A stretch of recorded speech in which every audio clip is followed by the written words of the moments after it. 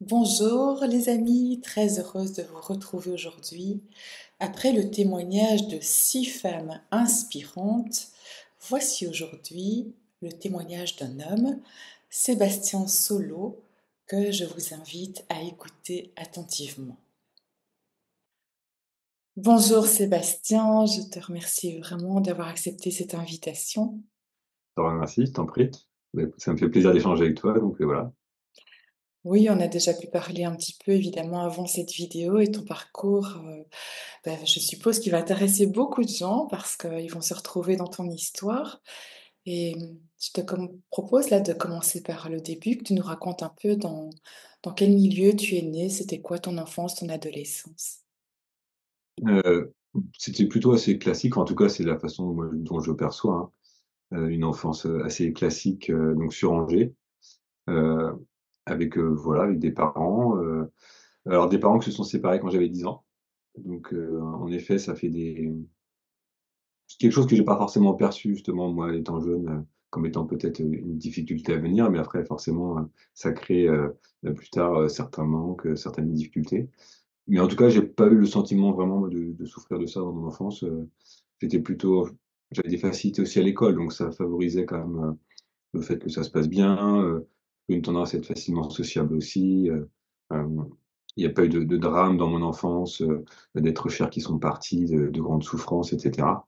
Donc c'était plutôt, voilà, une enfance, classique, dans un pays qui vit bien en paix, par exemple, j'ai un souvenir qui me revient, c'est que quand mes parents, se séparent quand j'ai 10 ans, il y a une pensée très forte, qui dit, «Mais ça ne sera pas une excuse». Parce qu'il y avait souvent des choses qui étaient là dans l'air en disant les enfants de divorcés, souvent, ils ont des difficultés scolaires ou des choses comme ça. Non, non, moi, ça sera pas une excuse et au contraire et moi, justement, c'était une façon, quelque part, de dépasser ça. C'est-à-dire qu'au contraire, en ayant de bons résultats, en travaillant bien, d'abord, je nourrissais mon estime de moi et puis ça me permettait justement d'apporter du positif à ça, quoi. Mais tu avais déjà Donc cette conscience-là à 10 ans de te dire cette phrase. ah bah, écoute, en tout cas, c'est la conscience qui l'a exprimé de cette façon et qui l'a mis, voilà et justement, moi, c'était ça, là, j'allais puiser justement, par mes résultats, c'était une façon d'obtenir, de la fierté, même si mon père était pas très présent à ce moment-là, bah, en tout cas, me dire: «Bah, t'inquiète pas, tout va bien finalement, je continue à bien fonctionner». Même si en effet, j'ai compris plus tard, il y a eu d'autres difficultés, alors là, plus dans le relationnel, dans l'intime, dans les choses comme ça. Mais en tout cas, pour tout ce qui était, d'ordre pratique, on va dire, ça c'était plutôt bien et puis finalement, c'était aussi confortable puisque j'ai vécu, seul avec ma mère, donc il y avait quand même un côté, bah, finalement quand tu relèves l'autorité du père qui était quand même peut-être assez forte, c'est un peu tranquille aussi, ça fait moins de pression. Donc je me sentais plus libre de m'exprimer comme je pouvais m'exprimer, plus à l'aise, quoi. Donc ça, c'était plutôt c'est pour ça que je l'ai vécu plutôt positivement et en plus, mon père était parti vivre dans les îles, aux Antilles. Donc ça m'offrait aussi, tu vois, à 10 ans, j'ai eu le la chance d'aller le voir et puis de vivre 5 semaines sur un bateau dans des îles complètement désertes et cetera. Donc pour un enfant, c'est juste merveilleux, quoi. C'est découvrir, c'est Robinson Crusoe, donc j'ai trouvé aussi des sacrés avantages, ça faisait un peu rager mes petits camarades et tout ça, voilà, moi, à ce moment-là, je pense que j'ai une nature qui a tendance à plutôt voir toujours le positif. Donc déjà là, c'était ça qui était vu. Je vis cette enfance tranquillement et donc les résultats font que, bah, voilà, je suis dans le cadre, je suis dans le moule, donc c'est facile. J'ai plutôt des facilités en plus, dans les filières, comme les mathématiques, les choses comme ça, donc qui sont quand même plutôt, mises en avant. Donc finalement, c'est tranquille, c'est une autoroute, quoi, hein. Il y a pas de questionnement sur le cheminement puisqu'en fait, il suffit juste de suivre la voie tracée. Et donc le thème de tes études, c'est quoi alors? Ce que tu aimes faire à ce moment-là? Alors à ce moment-là, bah, moi j'aime bien l'informatique, donc les mathématiques comme j'ai des facilités. De s'accomplir par la réussite. Donc les filières, bah, d'école d'ingénieur, informatique, c'était l'assurance d'avoir quand même du travail facilement, gagner de l'argent. Donc il y avait besoin de vivre ça, que la peur de l'argent, manquer d'argent, ça a été quelque chose qui a été très, très longtemps, présent et qui on en parlera plus tard, mais qui a pu me freiner aussi justement, dans les envies de voir autre chose et en fait, j'ai commencé mes études peut-être bien 19 ans, ouais, c'est ça. Il y avait quand même déjà, il y a un intérêt, face aux premiers on va dire, heu souffrance de la vie, on peut dire, je perds ma grand-mère, qui était malade depuis longtemps, mais ma grand-mère maternelle quand j'ai dû avoir 18-20 ans. Et donc c'est mon premier contact, on va dire, avec la mort de mes proches. Donc là, il y a quand même un intérêt très fort à ce moment-là pour, le Dalai Lama, notamment les livres du Dalai Lama. Hem, donc je me revois aller à la bibliothèque et lire un peu tout ce que je peux trouver. Donc vraiment une résonance très forte avec ce qui est partagé, la façon dont les choses peuvent être vécues. Je me rappelle avoir lu aussi le livre tibétain de la vie et de la mort là, à ce moment-là. Mais ça s'était un peu parce qu'en fait, c'est peut-être trop complexe, trop différent de ce qu'on vit et puis je sais pas trop comment faire, en fait. Heu, voilà, j'ai pas de je vois pas trop ce que je peux en faire. Les écrits me parlent, mais voilà, ça va tranquillement, ça va se s'éteindre un peu parce que du coup, je rentre dans la vie active et que je suis, ces envies de carrière. Mais en tout cas, c'était déjà, je note maintenant que c'était déjà là, en fait. Mmh. Il y avait déjà cette Je trouve ça acceptation. étonnant. C'est vrai que pour c'est rare les jeunes qui lisent déjà ce genre de livres. Même Mmh. adultes, comme tu le dis, c'est pas toujours évident à comprendre. Donc Mmh. on entend dans ton parcours, bah, que c'est une vie finalement, oui, assez, semblable à celle des familles où ça se passe plus ou moins Mmh. bien avec les enfants, hein. Tu n'es pas un Mmh. enfant battu, tu n'as pas vécu de choses dramatiques comme ça. Donc un parcours, comme tu le dis aussi, qui est de le fait de rentrer dans le moule, de suivre Mmh. l'autoroute, Mmh. une notion de réussite qui est liée aux études et à la Mmh. réussite professionnelle, sans doute. Ouais, Et ouais. puis, tout doucement quand même, bon, bah, il y a ces premières questions qui arrivent et puis, bah, tu vas nous tant que tu Mmh. entres dans la vie active. Ouais. Ouais, là, c'était une période quand même assez, peut-être assez longue. Mais en fait, maintenant, je comprends aussi que c'était nécessaire, en fait, d'aller accomplir ça pour justement voir que c'était pas une finalité ou que c'était pas suffisant, en tout cas. Donc c'est là, à ce moment-là, c'est difficile de se remettre, hein, dans l'état d'esprit, hein, quand j'avais une vingtaine d'années, hein. Est-ce qu'il y avait peut-être plus d'approche? Je sais pas trop. Moi, le souvenir que j'en ai, c'est qu'après, non, je suis vraiment, je vis 1 an et demi à Paris, après je reviens m'installer sur Nantes.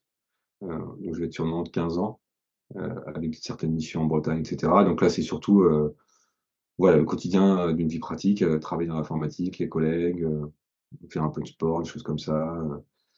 Ça s'ouvre à nouveau, ça doit être en 2013 et c'est le compagnon de ma maman à l'époque, donc lui qui est très versé en spiritualité, qui a un maître en Inde, qui est thérapeute en shiatsu, et donc a beaucoup cheminé, qui m'offre pour mon anniversaire, le pouvoir du moment présent, une carte Tollé. Donc là, ça rouvre vraiment quelque chose de très fort.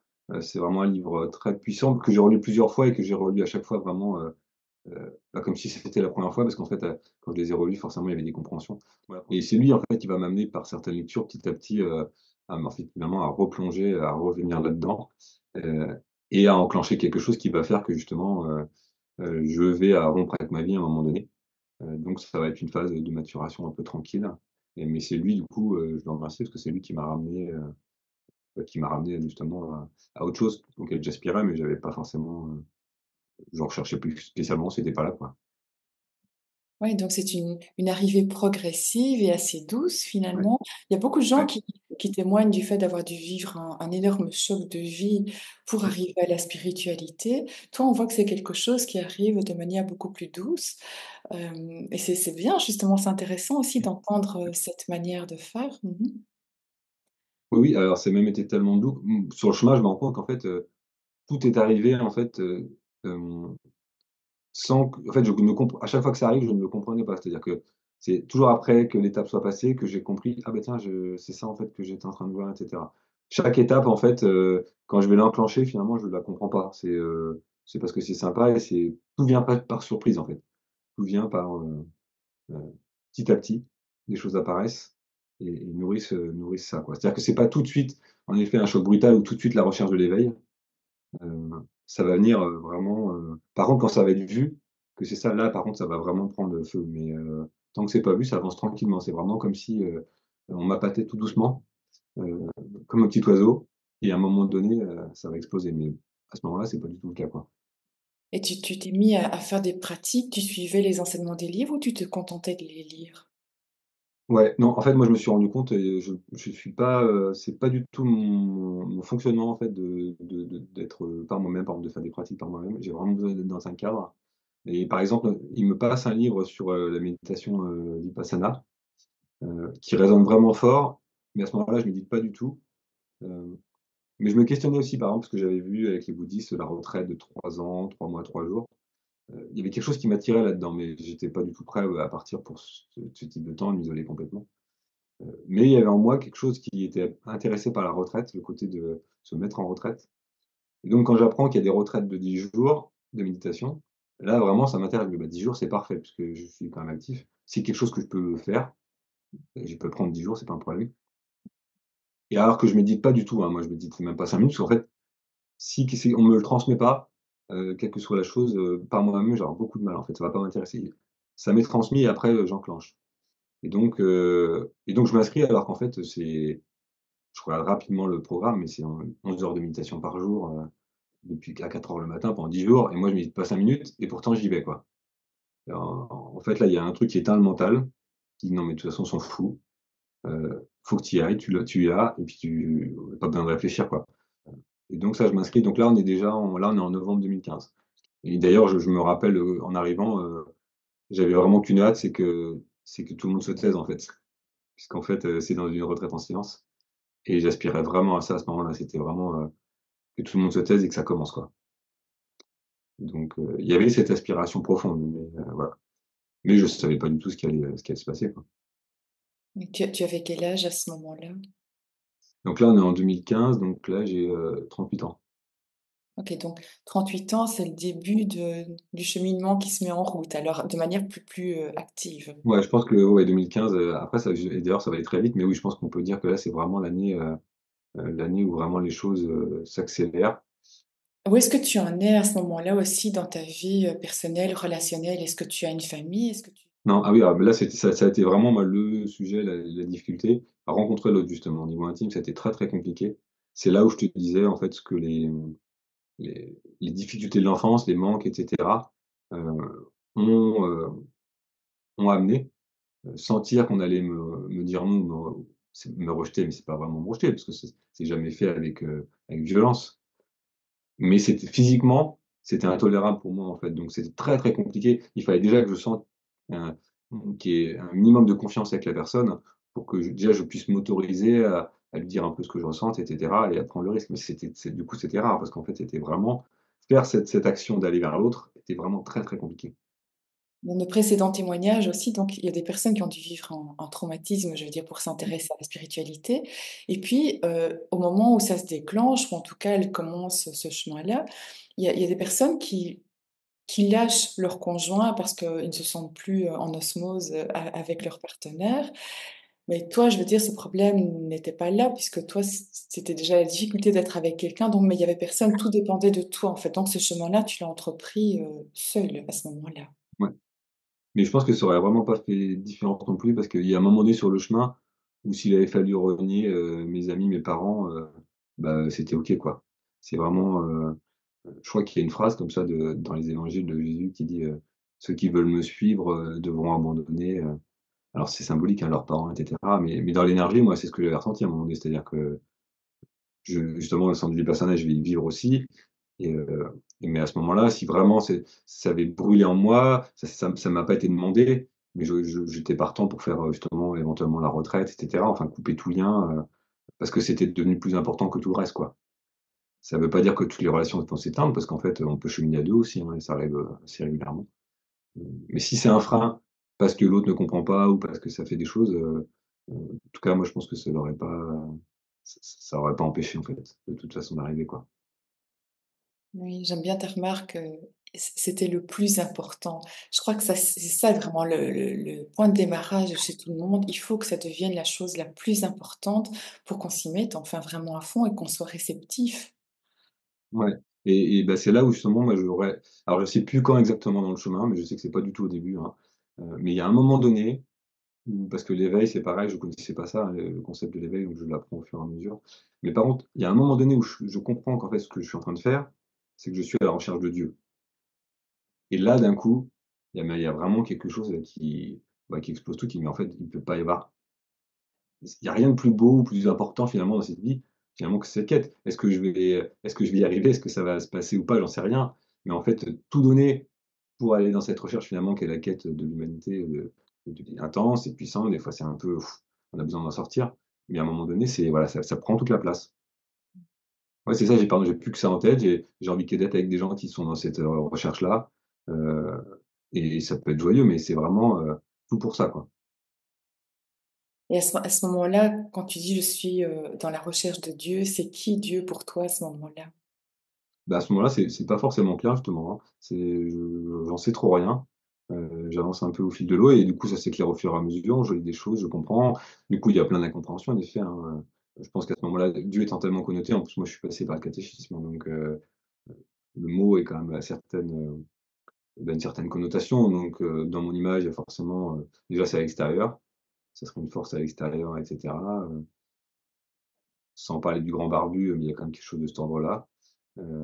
Donc ça va prendre c'est pour ça que ça va prendre du temps, c'est qu'à un moment donné, il va falloir déconstruire, tous ces concepts et cetera, pour, vraiment, bah, qu'il reste plus que l'essentiel. Mais donc, au fil du temps, c'est un peu démêler tout ça, parce qu'en plus je lis pas mal de choses dans différentes traditions, donc, il y a des dieux, il y a des machins avec les hindous et cetera, donc, à un moment donné, ça devient un peu compliqué, donc ouais, c'est ça, c'est prendre le temps à un moment donné de remettre de d'enlever des choses, de débroussailler, c'est un peu comme l'eau quand elle est boueuse, quoi. On a besoin à un moment donné que ça se pose et donc c'est peut-être ça qui fait que ça demande un certain temps d'intégration.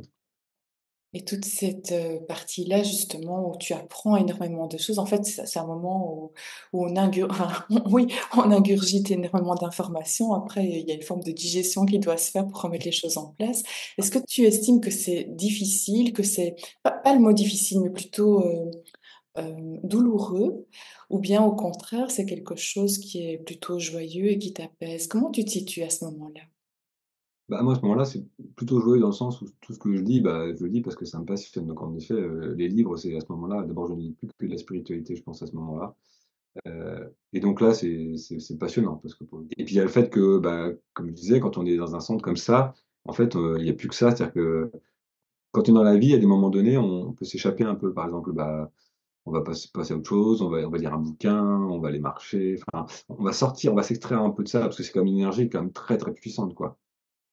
Et d'ailleurs au centre, hein, ils en ont bien conscience puisqu'en fait, 2 jours par semaine, on devait partir et 1 semaine toutes les 3 semaines. Pareil, on devait s'extraire du centre et s'extraire du centre et aller, retrouver notre vie, on va dire, rester en contact avec nos proches et cetera.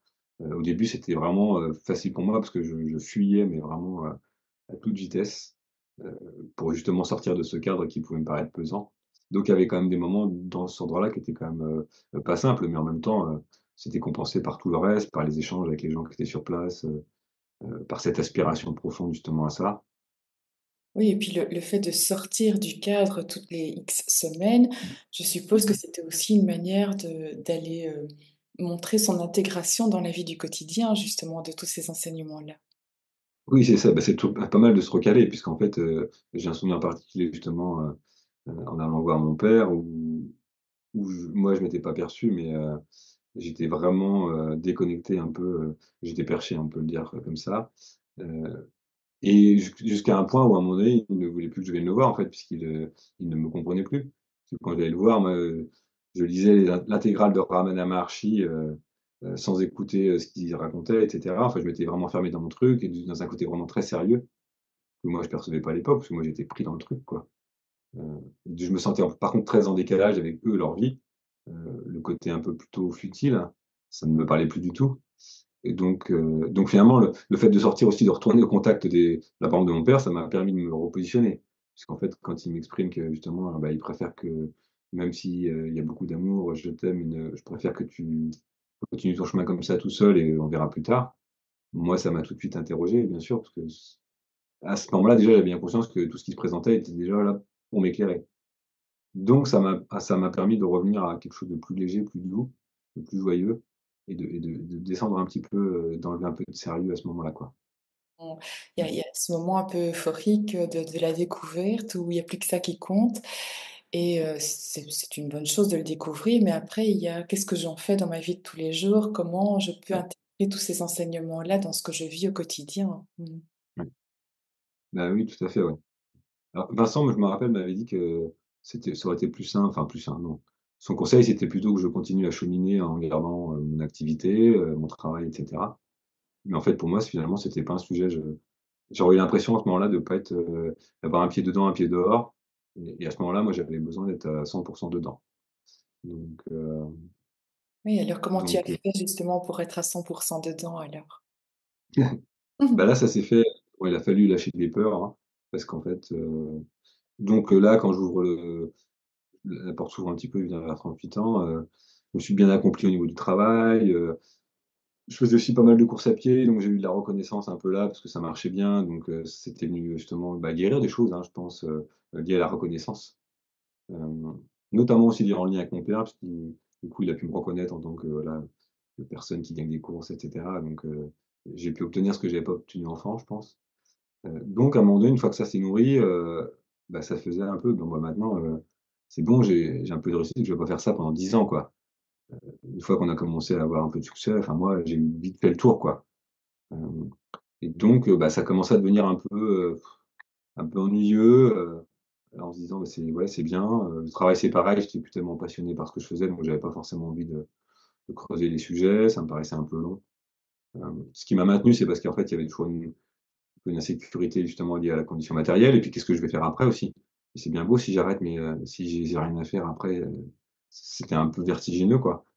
Donc novembre 2015, donc je fais Vipassana, ma première retraite, qui est vraiment, donc déjà, la retraite en elle-même est un moment quand même assez fort et puis dans les échanges avec les autres après, je me rends compte qu'il y a des gens qui vivent différemment.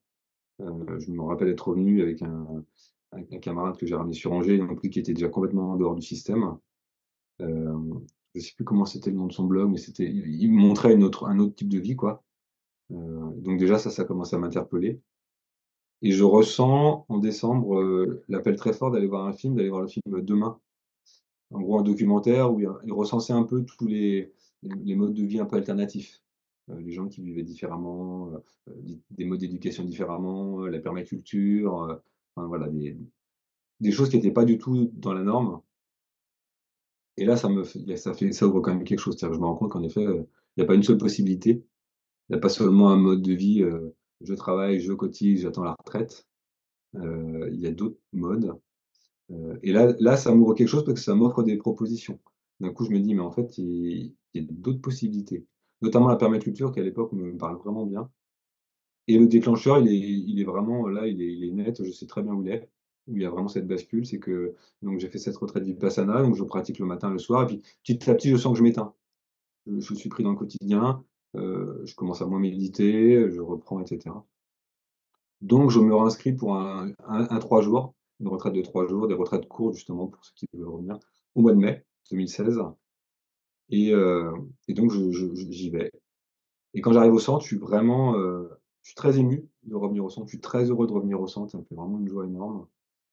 Je me gare et quand je prends mon téléphone, en fait, je vois que j'ai plusieurs appels en absence, il y a un problème au travail, il y a un truc où ils arrivent pas à résoudre et cetera, faut répondre, et là vraiment ça je sens un énervement. En plus ça capte très, très mal là-bas, donc j'arrive pas à joindre, je peux pas expliquer les choses et tout. Ça monte et à un moment donné, il y a quelque chose, vraiment, mais alors très fort qui dit: «Non. Non, non, ça c'est plus possible». Et là, il y a vraiment un truc, c'est: «Bah non, c'est terminé». Et je le verbalise, je le dis, à mon chef: «Bah écoute, ça c'est pas possible, moi, on règle le truc, mais par contre, en fait, quand je rentre, bah, il faut que ça s'arrête quoi. On va trouver une solution, moi je démissionne», enfin je sais pas, mais c'est terminé quoi. Je sais que la personne avec qui je travaillais, ça l'avait un peu inquiété. Mais moi, c'était là, pour le coup, c'était vraiment, posé. J je savais pas trop à ce moment-là si c'était vraiment sur le coup du moment ou si c'était, vraiment sérieux. Et en fait, je fais cette retraite de 3 jours et ça ne bouge pas, quoi. C'est-à-dire que ça reste là, je rentre, c'est toujours posé comme ça. C'est tellement posé que, fin juillet, je quitte mon travail. Donc là, ça s'est fait en même pas 2 mois et j'achète un van et puis, bah, maintenant, on voit ce qui va se passer, quoi. D'accord, tu n'étais pas vraiment encore en transition professionnelle alors tu savais pas Non. encore ce que tu allais faire en fait? Non, non, mais je savais que je voulais plus faire ça par contre. Là, il y avait vraiment en fait cette évidence qui s'est imposée que c'était juste plus possible, heu et j'avais aussi il y avait quand même un truc qui justement qui m'a porté aussi, c'est qu'en fait j'avais peur de me réveiller, 10 ans plus tard en me disant, «Ah mais qu'est-ce que tu as été con en fait de rester dans ce truc qui te plaisait plus», voilà. C'était ces années-là presque qui auraient sûrement été pour moi, qui auraient eu ce sentiment qui aurait été perdu. Donc voilà, à un moment donné, je me suis dit: «Non mais ça va, c'est bon, tu as suffisamment de côté, tu es rassuré, tu vis pas en plus, c'est pas comme si tu avais pas, des gens pour prendre soin de toi si tu avais un besoin». Enfin, il a vraiment fallu aussi, il y a eu comme un tout un travail, d'éducation du mental, on va dire. Parce que le mental était là très présent avec beaucoup de peur. Donc devenir presque comme, dans un échange, de venir, dire: «Mais en fait, de quoi tu as peur? Tu as de l'argent de côté déjà pour tenir longtemps, personne te laissera mourir de faim dans ta famille. En plus, tu as ton métier». Au pire du pire, il y avait quand même cette option de même s'il y avait vraiment pas envie, mais tu reprends un travail dans l'informatique, c'est pas un problème. C'est finalement ce qui bloque la plupart des gens, hein. Ils ont des désirs, ils ont des rêves et puis ils se Mmh, laissent envahir par leurs peurs qui sont parfois, seulement des limites qu'ils se mettent eux-mêmes sans s'en rendre compte.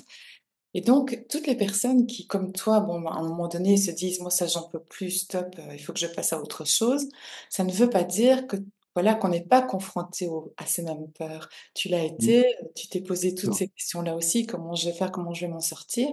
Mais tu as eu finalement, cette intelligence d'observer les choses, telles qu'elles sont réellement et ces limites que tu te mettais, de les analyser une par une et de voir qu'en fait, c'était des peurs, mais qui n'étaient pas, obligatoirement, des choses qui allaient se produire, qu'il y avait peut-être d'autres manières d'envisager les Voilà. choses. Il y a quand même une joie énorme, une excitation. C'est-à-dire qu'à un moment donné, bah, c'est une forme de libération. Donc, au moment où même si je peux avoir des doutes sur ce que je vais faire, ce qui va s'ouvrir et cetera, tout s'ouvre, donc tout est possible. Donc en effet, ça peut faire un peu peur, c'est vertigineux, mais en même temps, c'est waouh! Là, je peux un peu aller où je veux, quoi. Donc ça, c'est aussi, les gens mes collègues souvent, et j'ai entendu d'autres gens dire ça quand je pars, on nous dit, «Ah, tu courageux, j'aimerais bien faire pareil, mais je peux pas» et cetera. Alors que moi, je ressentais pas du tout cette forme de courage parce qu'en fait, j'avais tellement peur justement de rester enfermé dans ce que je faisais que je me disais: «Je peux pas faire autrement, sinon je vais me rendre malade, quoi». Donc j'ai pas ressenti le courage, mais par contre j'ai ressenti la joie, la libération. Donc en fait, ce qui s'est passé, c'est que, d'abord j'ai donc là, juillet, donc je dois prendre du temps pour aller à droite à gauche et je m'étais dit donc Vipassana, comme c'est des retraites de 10 jours, ils ont besoin toujours d'une douzaine de personnes, qui viennent faire un service pour, s'occuper de la cuisine pendant que les autres font la retraite en fait, bah, pour nourrir, les 180 personnes, hein, du qui sont en retraite. Ouais, donc là en fait donc je fais 6 mois au centre, jusqu'au moment où en fait il y a pas mal de questions qui émergent et je ne trouve pas les réponses au centre en fait. Parce que Vipassana est une technique de méditation, hein. C'est pas une technique d'enseignement, donc les enseignants qui sont sur place sont là juste pour répondre sur la technique. Ils sont pas là pour répondre aux questions plus larges et donc je repars un peu à ce moment-là, en fait, c'est vraiment tellement ouvert que, bah, dès qu'il y a quelque chose qui m'interpelle, en fait, je me déplace. Si je sens que c'est important pour moi, ça, c'est l'avantage à ce moment-là d'être complètement libre. C'est que, bah, je réponds aux aspirations du moment, vraiment, comme elles viennent. Bah, voilà, moi, quand j'ai compris que j'étais qu'un enfant de 40 ans, bon, j'ai pris une bonne claque, mais voilà, je me pensais à ce moment-là un peu, plutôt bien avancé sur le chemin et donc mais bon, quand il y a l'honnêteté, c'est vu tout de suite qu'en effet, c'est juste et donc bah, il a fallu juste adresser ça et puis après ça va très vite, en fait, hein. La prise de confiance, moi, j'ai compris qu'à partir du moment où, on met pas de frein, c'est-à-dire qu'on est dans une honnêteté totale de dire: «OK, bah, c'est là où j'en suis maintenant. OK, c'est ça» et ben, en fait, ça va très, très vite. C'est-à-dire que ça s'intègre, bah, ça s'arrête quasiment immédiatement. C'est le refus de le voir qui va faire que ça va durer. Mais à partir du moment où on pose pas de jugement, on dit: «Bah, en effet, bah, c'est ce que je suis maintenant parce que, c'est comme ça que ça s'est déployé et c'est OK, quoi». Tu es en train de donner la clé essentielle, hein, c'est d'accepter de regarder en soi. Tout à fait, ouais. Oui, c'est ça. Oui, cette honnêteté, en fait, qui est vraiment l'honnêteté avec un grand H. C'est vraiment le regard de ce qui est présent là, maintenant, et voilà, sans jugement, sans blâme. Heu heu, pour moi, ça fait absolument aucun sens, par exemple, de dire, «Je suis comme ça parce que mes parents ci, parce que mes parents ça». Non, parce qu'eux ne pouvaient pas faire autrement ce qu'ils ont vécu à ce moment-là et qu'eux, ils avaient aussi, leurs difficultés parce qu'eux, ils avaient aussi leurs propres manques et cetera. Heu, mais l'honnêteté, justement, va faire qu'à un moment donné, ça s'arrête. Alors c'est en le voyant que des schémas, qui se répètent et cetera, ne se répètent plus. Et du coup, ça brise la chaîne et du coup, ça libère tout, quoi. D'abord ce grand désir d'apprendre, de découvrir, de s'ouvrir à autre chose. Le stop, je ne veux plus de ça, je m'ouvre à autre chose. Mmh, Et ce courage, comme tu le dis si bien, de regarder en soi. Mmh. mmh. Et puis, bon, bah, je sais que tu as suivi, pas mal de formations. Tu t'es vraiment, donné la possibilité justement de faire autre chose parce que cet autre chose, il faut se le créer aussi, ça vient pas tout seul. Donc est-ce que tu peux nous parler un peu de ce que tu as découvert et de ce que tu offres maintenant justement au sein de tes activités? Ouais, alors ça s'est bah, là, ça s'est passé, c'est-à-dire qu'au bout d'un moment, bah, naturellement, c'est pareil, comme il y avait quand même pas mal de choses qui s'étaient posées en moi, 2018, il y avait eu, une étape très importante aussi en 2018, j'ai fait le chemin de Compostelle, donc là, ça m'a vraiment permis de déposer pas mal de choses, on va dire, de casser, bah, cette armure qui s'était créée au fil du temps, justement, de protection, hein, toute naturelle. Donc le chemin l'a bien brisé. Ça fait quand même 2 ans et demi que je suis, bah, que j'ai pas forcément d'activité, que je me suis pas trop posé la question. Donc je sens que j'ai envie d'apporter aux autres, d'accompagner et cetera, mais j'ai pas juste pas la modalité. Et ça va se présenter et à un moment donné, on va me parler de réflexologie plantaire, ça va me parler. Heu, je ressens ce besoin à ce moment-là justement, moi qui étais longtemps dans l'intellect, finalement de passer par le corporel.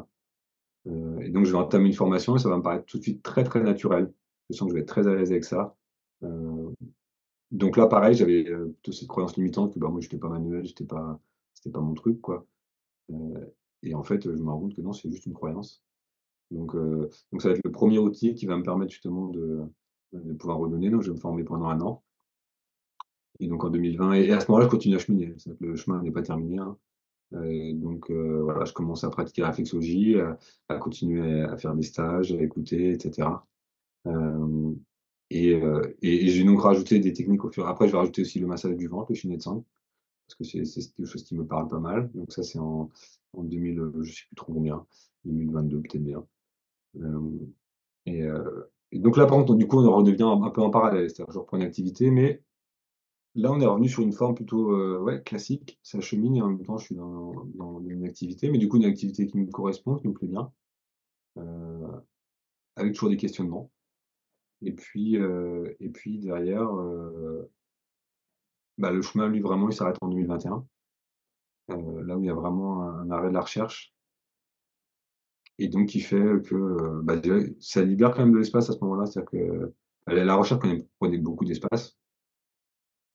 Donc ça fait vraiment, c'est vraiment comme le ventilateur qui s'arrête. À un moment, ça fait «fou», il a mis un petit je retrouve des intérêts pour lire d'autres livres que la spiritualité, rencontrer des gens, sur d'autres plans, pas forcément intéressés que des gens qui sont dans la spiritualité, même si j'ai toujours une préférence pour des gens, avec qui il y a des échanges d'une certaine profondeur. Des gens qui je suis toujours plus intéressé par des gens qui se questionnent, qui ont des choses à apporter, des choses comme ça.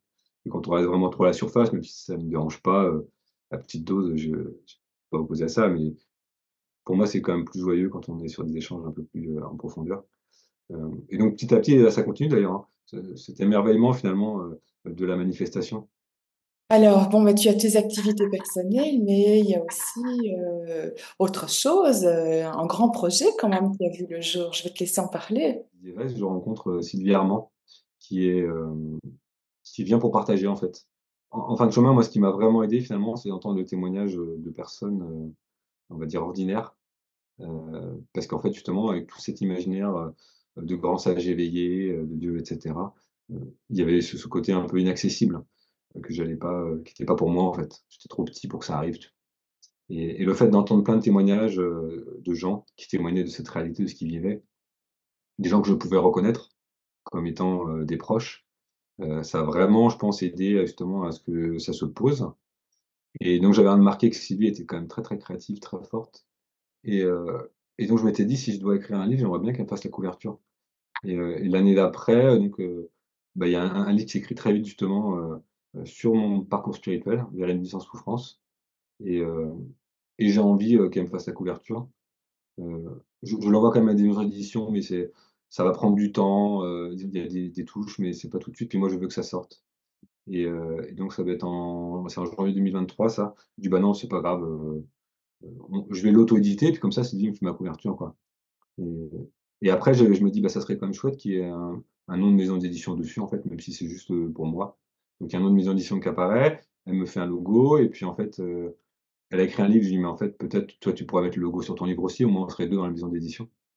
Et puis en fait, après l'idée vient aussi, mais en fait, mais pourquoi finalement on n'aiderait pas d'autres personnes, à sortir leur livre? Puisqu'il y a sûrement plein de gens qui ont écrit des choses magnifiques et qui ont pas forcément trouvé de maison d'édition, qui savent pas comment s'auto-éditer, voilà. Et donc là, pareil, c'est un peu la surprise, c'est, bah, comme des enfants, voilà, si on jouait avec des éditeurs, quoi. Et sans sachant pas du tout là vers où on allait et comment ça allait pouvoir se mettre en place, mais en fait sans y réfléchir. C'est-à-dire, bah, de toute façon, on va commencer, on va créer un site internet, hein, comme ça, au moins, on va se rendre visible et très vite, on reçoit 2 manuscrits, mais extraordinaires, et du coup, ça lance l'histoire, quoi. C'est ça, donc tu as multiplié les outils, c'est oui, c'est intéressant.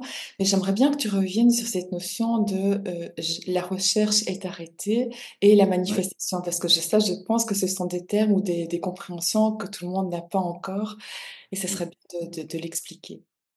ouais.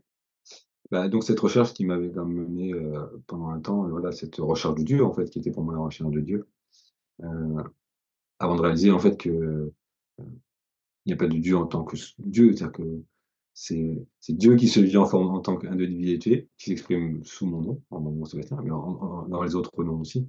C'est-à-dire que sur les 2 plans, c'est ça, c'est vraiment, je suis le divin qui se vit en tant que Sébastien, si je peux dire. Ça fait pas une espèce de force d'un coup qui se croit supérieur et cetera. C'est juste que ça se vit comme ça, et en même temps, c'est très difficile à expliquer parce qu'en effet, je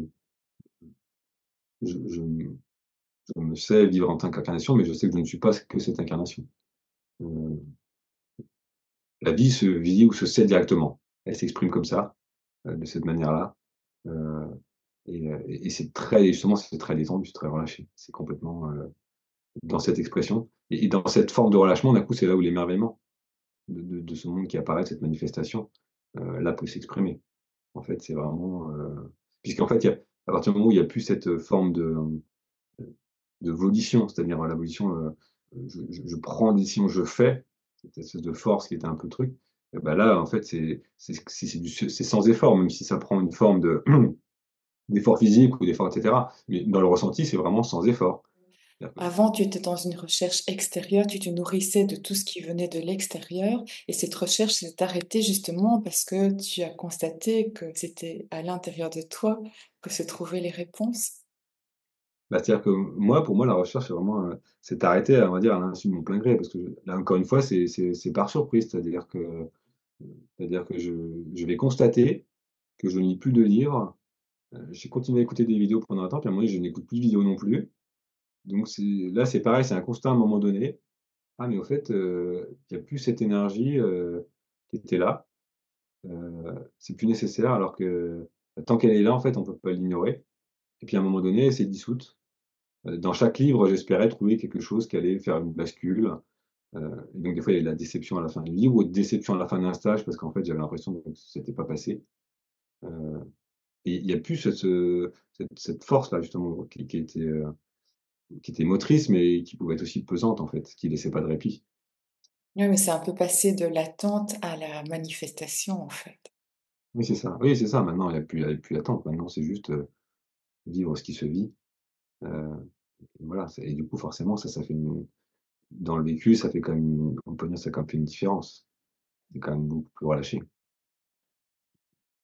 Et si justement tu pouvais donner un message maintenant à tous les auditeurs qui sont en train de t'écouter, par rapport à tout ce que tu as vécu, traversé et comment tu as fini par, suivre, une voie qui te correspondait davantage. Qu'est-ce que tu pourrais dire à toutes ces personnes qui sont dans le doute, dans la peur et qui n'osent pas se lancer, qui n'osent pas aller vers cette réalisation? Qu'est-ce que tu pourrais leur suggérer? Bah, déjà, de s'accorder beaucoup de douceur, justement, parce que quand c'est difficile, s'accorder beaucoup de douceur, être indulgent avec soi-même et puis, et faire que justement ce cheminement soit le plus doux possible. Donc aller vers vraiment des choses, bah, qui les mettent en joie. C'est-à-dire que moi, quand j'ai compris ça, c'est qu'à un moment donné, j'écoutais des gens qui me faisaient, bah, soit qui me faisaient rire, soit que j'avais plaisir à écouter. J'ai écouté à un moment donné beaucoup Pierre et Gérald parce qu'ils sont tout le temps en train de se marrer et j'avais besoin de ça. Vraiment, c'était ça, c'était pour que ça soit vraiment le plus doux possible, bah, il faut que ça soit, bah, faut qu'il y ait un élan fort en fait et un amusement. Mais il vaut mieux choisir des pratiques justement qui sont confortables, qui nous font du bien, que ce soit du yoga, du tai chi, enfin peu importe, mais quelque chose qui va faire ou de la danse, j'en sais rien. Mais déjà que la pratique en soi, on y aille avec l'envie de se dire: «Ah», bon, même si c'est pas toujours, super confortable, mais par contre, j'aime faire ça et ça me plaît, quoi. On n'est pas seul, en fait, sur le chemin, hein. Moi, mon chemin, il est parsemé de personnes, qui m'ont accompagné, qui sont venues m'apporter des éclairages, qui sont venues, réconforter des choses et cetera. Donc c'est vraiment s'ouvrir pour aller, là où les gens vont pouvoir vous donner des éclairages, répondre à vos questions. OK, donc je retiens la joie, Oui, suivre l'élan de son cœur ouais. et faire appel à d'autres si nécessaire, Mmh, partager. mmh, ouais. Merci Sébastien, tu as bien Et partagé. faire et faire confiance, parce que de toute façon la vie prend soin de tout. Donc de Voilà, toute façon, ça c'était mon message sur le chemin de Compostelle, j'en suis revenu avec ça. Il y a vraiment une confiance énorme qui s'était posée et qui a jamais bougé. Donc voilà. On n'a pas besoin de comprendre en fait, à ce moment-là, ce qui se passe, mais juste de s'ouvrir à la possibilité que de toute façon c'est la vie qui prend tout en charge et que de toute façon, quand on est déjà, à entendre ces messages-là, c'est que déjà la vie est à l'œuvre. Donc voilà, merci Sébastien. je t'en prie. Voilà, vous pouvez retrouver tout ce qui concerne Sébastien avec les liens sous cette vidéo, tant pour les soins qu'il propose que pour la maison d'édition, que je vous invite à découvrir tous les titres qu'il propose. Voilà, à très bientôt dans une prochaine vidéo.